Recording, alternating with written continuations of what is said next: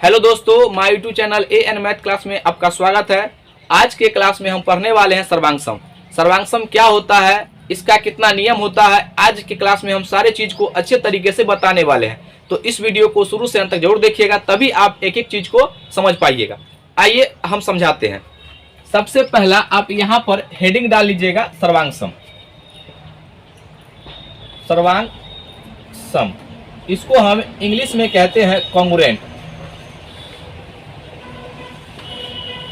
Congruent या congruence.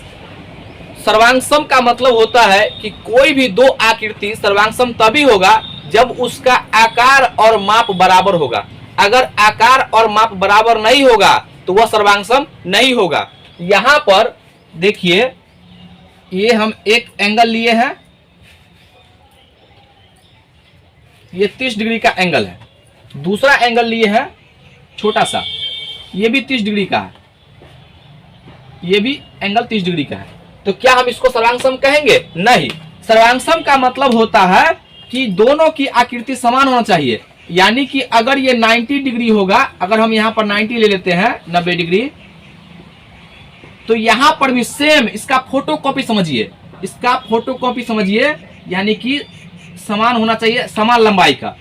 अगर ये 90 हो गया तो हम कहेंगे यह सर्वांगसम होगा। सर्वांगसम का चिन्ह क्या होता है? तो यहां पर सर्वांगसम का सिंबल होता है इस तरीके से, ऐसे। इसको हम सर्वांगसम का सिंबल कहते हैं। किसी चीज को जब गणित में लिखेंगे तो सर्वांगसम की जगह पे हम ये बात लिख सकते हैं। यहां पर सर्वांगसम के लिए कुछ नियम होते हैं, कुछ प्रतिबंध होते हैं। यहां पर हम समझेंगे जो त्रिभुज में सर्वांगसम होने के लिए कितने नियम है। तो आपको तो त्रिभुज में समझना होगा। तो त्रिभुज में सबसे पहला नियम होता है एस एस एस, भुजा भुजा भुजा। सबसे पहला नियम एस एस एस, इसको हम इंग्लिश में कहते हैं साइड साइड साइड। हिंदी में कहिएगा तो भुजा भुजा भुजा। यहां पर हम एक चित्र से आपको समझाते हैं।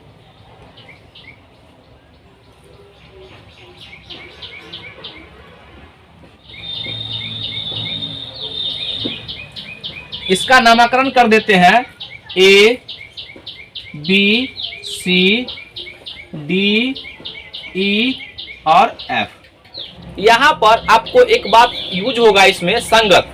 संगत क्या होता है? संगत को इंग्लिश में कहते हैं करस्पॉन्डिंग।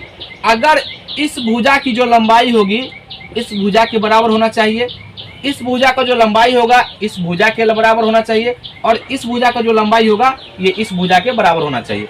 यहाँ पे कहा है एस एस एस से, यानी कि ये भुजा की जो लंबाई होगी इसके बराबर होना चाहिए, और ये भुजा का जो लंबाई होगा इसके बराबर होना चाहिए, और ये भुजा का जो लंबाई होगा ये इसके बराबर होना चाहिए। अगर ऐसा हो गया तो हम कहेंगे यह त्रिभुज जो दोनों जो है आपस में सर्वांगसम है। तो सर्वांगसम के लिए क्या सिंबल लगाते हैं? ये सर्वांगसम का सिंबल है।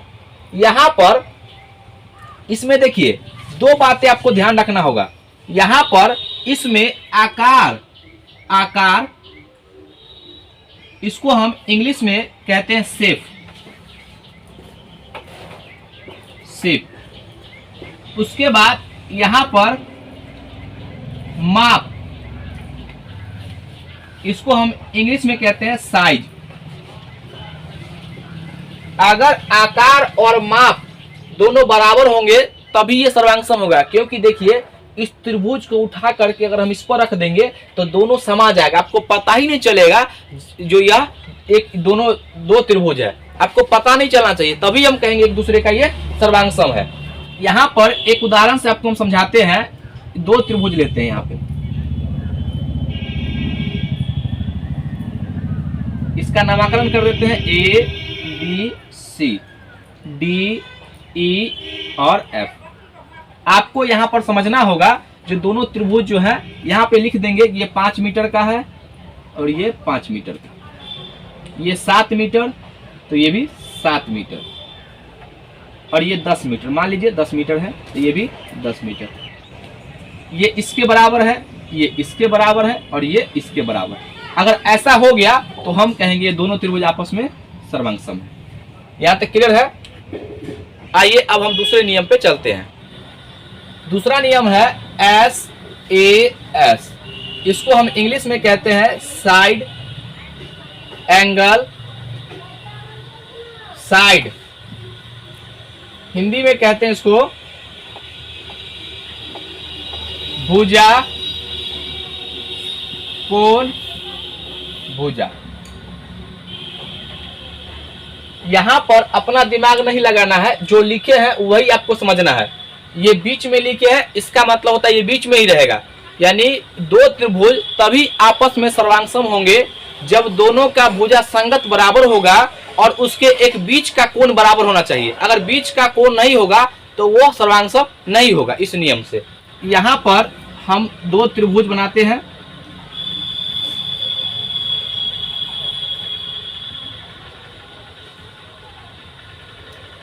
A B C D E और F। ये भुजा इसके बराबर और ये भुजा इसके बराबर।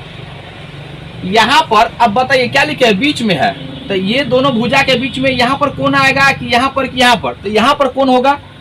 तो अगर ये दोनों कोण अगर ऐसा कंडीशन को सेटिस्फाइड करेगा तो हम कहेंगे त्रिभुज जो है आपस में क्या है? सर्वांगसम है। इसका मतलब हो गया कि AB रेखाखंड का मतलब लंबाई और बराबर हो जाएगा आपका DE के। उसके बाद AC रेखाखंड बराबर DF की लंबाई, ये बराबर होना चाहिए। उसके बाद कोण A बराबर कोण D बराबर होगा तो हम कहेंगे ये दोनों त्रिभुज ABC सर्वांगसम है त्रिभुज। अब यहां पर जिस रूप में एक बार लिख देंगे जिस क्रम में, उसी क्रम में आपको इसको भी लिखना होगा। ऐसा नहीं कि आप इधर से चलिएगा ये इधर चला है तो गलत हो जाएगा। यहां पर आपको जो है यहां पे लिखना होगा D E और F, तो ये सर्वांगसम हो गया। ठीक है, इसका जो है उदाहरण से आपको और क्लियर होगा। एक उदाहरण लेते हैं, देखिए इस भुजा का हम मान लेते हैं कि ये 5 मीटर का और ये 4 मीटर का, और दूसरा जो है यहां पर ये भी 5 मीटर का है और ये भी 4 मीटर का। यहां पर कोण मान लेते हैं यहाँ पे 30 डिग्री है और ये भी कोण 30 डिग्री है। तो बताइए क्या इसको सर्वांगसम कहेंगे? नहीं कहेंगे। क्यों नहीं कहेंगे? क्योंकि हम बताएं कि बीच में होना चाहिए। यहाँ पर देखिए ये सब कुछ तो बराबर है, यहाँ पे इसका भुजा ही बराबर है, ये भी भुजा इसके बराबर है, कोण भी बराबर है, लेकिन यहाँ पर इसका आकार बराबर नहीं है। इसका आकार बराबर नहीं है, इसलिए हम कहेंगे यह सर्वांगसम नहीं होगा। नहीं के लिए ऐसे खींच देंगे, कहेंगे सर्वांगसम नहीं होगा। आपको उदाहरण से क्लियर हो गया होगा। आइए अब हम तीसरे नियम पे चलते हैं। तीसरा नियम है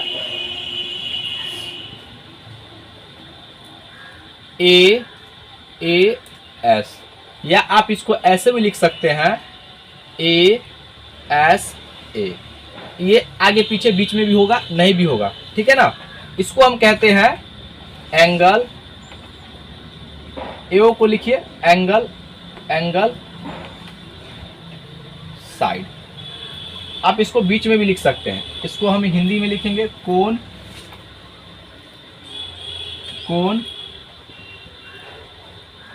भुजा। जब दो त्रिभुज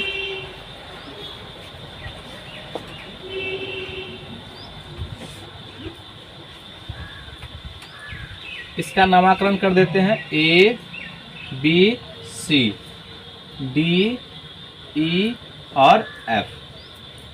यहां पर इसमें दो एंगल होगा। ये अगर 30 डिग्री होगा तो ये अगर ये 70 डिग्री होगा, यहाँ पर अगर ये 30 डिग्री ये 70 डिग्री, तो यहाँ पर ये आपको 30 डिग्री होना चाहिए और ये आपको 70 डिग्री होना चाहिए। अगर ये भुजा इसके बराबर हो गया तो हम कहेंगे यह सर्वांगसम होगा। आप देखिए यहाँ पे हम बीच में क्यों लिखे हैं, यहाँ पर आप बीच में, यहाँ पर बीच में लिखे, यहाँ पर बीच में नहीं लिखे हैं।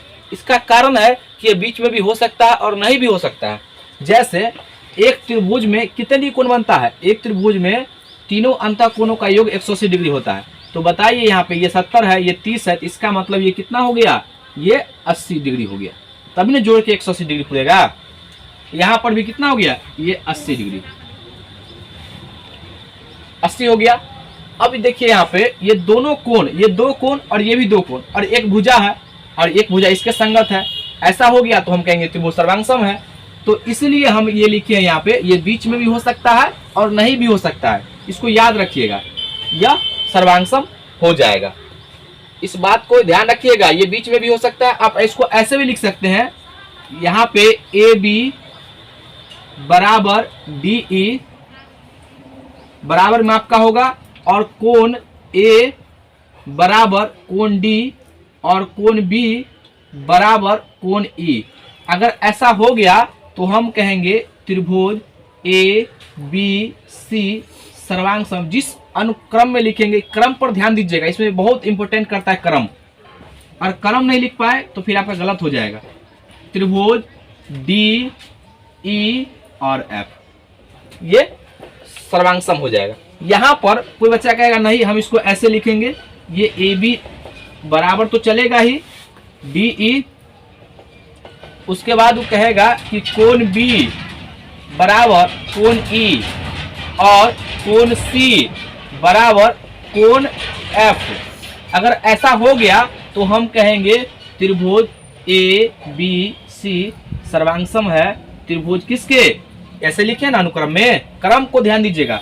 तो यहाँ पर डी ई और एफ, यह सर्वांगसम हो जाएगा। अब हम चौथे नियम पर चलते हैं। चौथा नियम है आर एच एस, इसको हम कहते हैं इंग्लिश में राइट हाइपोटेनस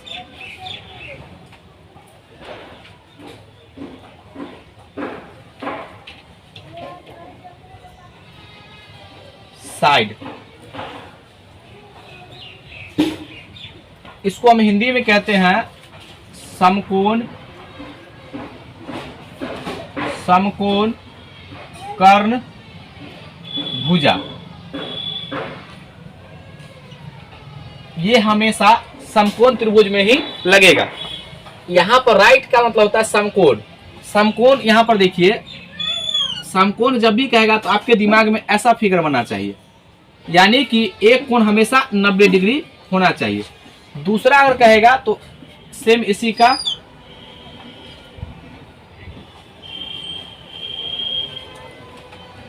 यहां पर भी ये 90 डिग्री होना चाहिए।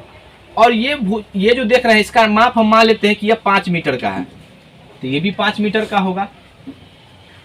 और यहां पर एक साइड, दोनों में से कोई एक बराबर होना चाहिए। ये दोनों में से कोई एक बराबर हो गया तो मान लेते हैं कि ये बराबर है, तो ये 3 मीटर का हो गया, तो ये भी 3 मीटर का होगा, मान लिए है।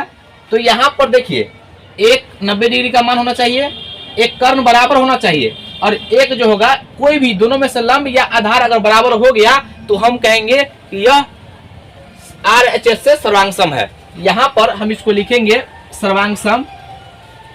यहां पर इसका जो है पहले हम नामकरण कर देते हैं, A B C D E और एफ। तो यहां पर ए सी बराबर होगा किसके? डी एफ के। यहां पर दिया हुआ है 5 मीटर, हम लिख देते हैं, ये देगा चाहिए लेकिन ये बराबर होना चाहिए, इसको नहीं भी लिखेंगे कोई दिक्कत नहीं है। ए सी बराबर डी एफ, उसके बाद बी सी बराबर ई एफ। यहां पर कोण बी जो होगा कोण ई के यहां पर 90 डिग्री होना चाहिए। अगर 90 डिग्री नहीं होगा तो हम कहेंगे यह समकोण त्रिभुज नहीं होगा। तो हम लिखेंगे त्रिभुज ए बी सी, त्रिभुज ए बी सी सर्वांगसम हो गया त्रिभुज डी ई एफ के, डी ई एफ। आप इसको ऐसे भी लिख सकते हो, त्रिभुज यहां पर देखिए ए, त्रिभुज ए सी बी सर्वांगसम त्रिभुज डी एफ ई। जिस अनुक्रम में वो लिखाएगा उसी अनुक्रम में आपको ये लिखना होगा। तभी हम कहेंगे कि यह त्रिभुज सर्वांगसम है। यहाँ पर हम एक उदाहरण से समझाते हैं आपको।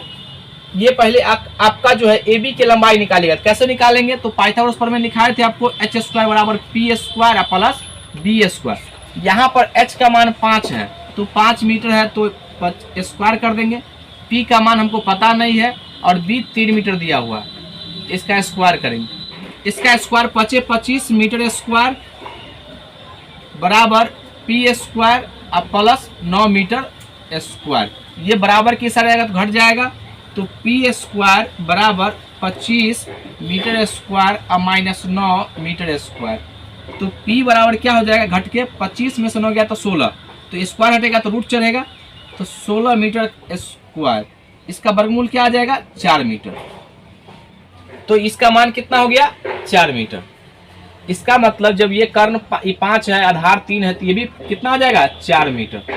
यहाँ पर आप कहेंगे सर बताइए ये तो एस एस एस से भी सर्वांगसम हो गया, क्योंकि 2 भुजा और 1 बी होना चाहिए कोण, तो यहाँ पर 90 डिग्री होगा तभी हम कहेंगे ये समकोण त्रिभुज है। ठीक है, इसमें यहाँ पर देखिए यह एस एस एस से भी हो गया सर्वांगसम, तीनों भुजा भुजा भुजा सर्वांगसम हो गया। लेकिन समकोण त्रिभुज में आपको याद रखना होगा कि यह हमेशा आर एच एस से सर्वांगसम होता है, क्योंकि यहाँ पे राइट का मतलब होता है समकोण, और कर्ण जो होता है ये जो बड़ी भुजा कर्ण है ये समकोण त्रिभुज कहेगा, तो आपके दिमाग में ऐसा फिगर आना चाहिए, तभी हम कहेंगे कि आर एच एस से सर्वांगसम है। सर्वांगसम से रिलेटेड इतना प्रकार का इसका नियम था, तो आपको हम उम्मीद करते हैं कि 100% समझ में आ गया होगा। तो 4 नियम को आप याद रखेंगे तो सवाल बनाने में आपको आसानी होगा। तो आज का वीडियो कैसा लगा? अगर वीडियो अच्छा लगे तो उसको लाइक कीजिए, सब्सक्राइब कीजिए और शेयर करना ना भूले और कमेंट जरूर कीजिए। आज के लिए यहीं तक। जय हिंद, जय भारत।